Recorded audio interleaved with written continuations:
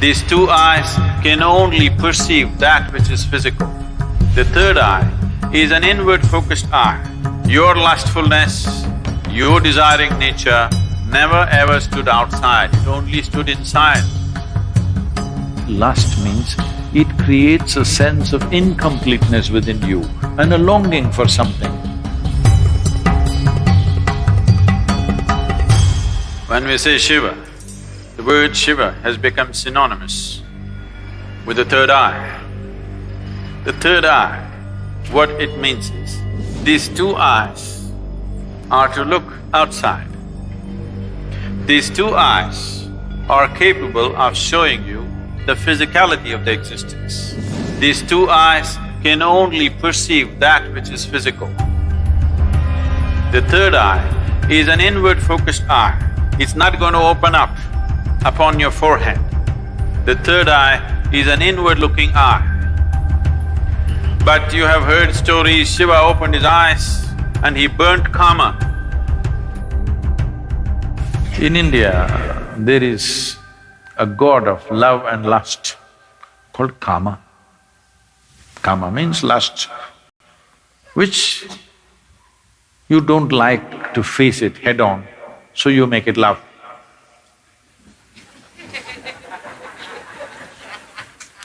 Because you need some aesthetic to it. So, he hides behind a tree and shoots an arrow at Shiva's heart. Tuck, it hits him and Shiva gets a little disturbed. Then he sees it's Kama. That is, it's his own lust coming up. Then he opened up his third eye, a fiery eye, and burnt Kama. He was hiding behind the tree, but he was burnt into ashes. Then Shiva took the ashes of this burnt Kama and smeared himself. That I have put these things to rest for good. That is the general story told to the people. But you tell me, your lust arises within you or behind the tree? No, you may go behind the tree, that's another matter.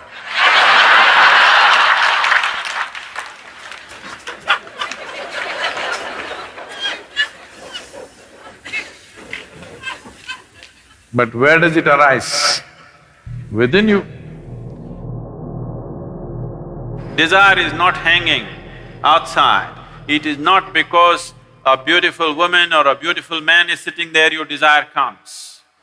Because the desire, the karma is within you. So he opened his third eye and burned the karma within himself, not the one who is standing outside. Because he never ever stood outside. Please look at this and see. Your lustfulness, your desiring nature never ever stood outside, it only stood inside. So he opened his third eye, not this way, inward. Then he saw this lustfulness, which essentially means that some aspects are built into you which makes you feel incomplete. So you think you will find completion only by going towards something or somebody. Lust is not just about opposite sex, shopping is lust. Because you have to go towards something, only then life will be complete. Every desire is lust, because without that I cannot exist. I want that, because only when I have that, this will be complete. It may be a thing, it may be a position, it may be power, it may be sexuality, it doesn't matter what it is. Essentially, lust means it creates a sense of incompleteness within you and a longing for something that it makes you feel if you don't have that, you're not complete. So he decides to burn the kama within himself. He burned the kama and then instead of sweat, ash oozed out of the pores of his body. This is the yogic story. The common story told to the public is he was hiding behind the tree and he burnt him, opened his eyes and burnt him, and then he took that ash and smeared himself. The yogic dimension of the story is, karma arose within him, he opened his third eye, burnt him, and then ash slowly oozed out of his body, clearly showing him everything is laid to rest. Everything that you know as yourself should die. When I say death, it's not the physical death which is a problem. The question is losing everything that you know as myself right now, your personality, your identity. Once you learn to be an individual beyond physiological and psychological formats, that means you're for good. This is what living death means. So if you know how to be an individual still, without physiological and psychological format, you are a living death. If you're a living death, you are eternal in your existence.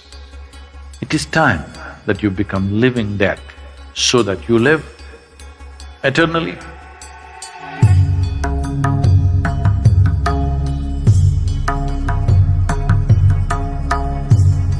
But there's a certain dimension of consciousness which can go beyond time.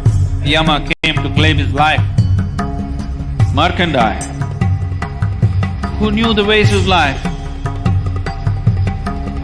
just did one simple act.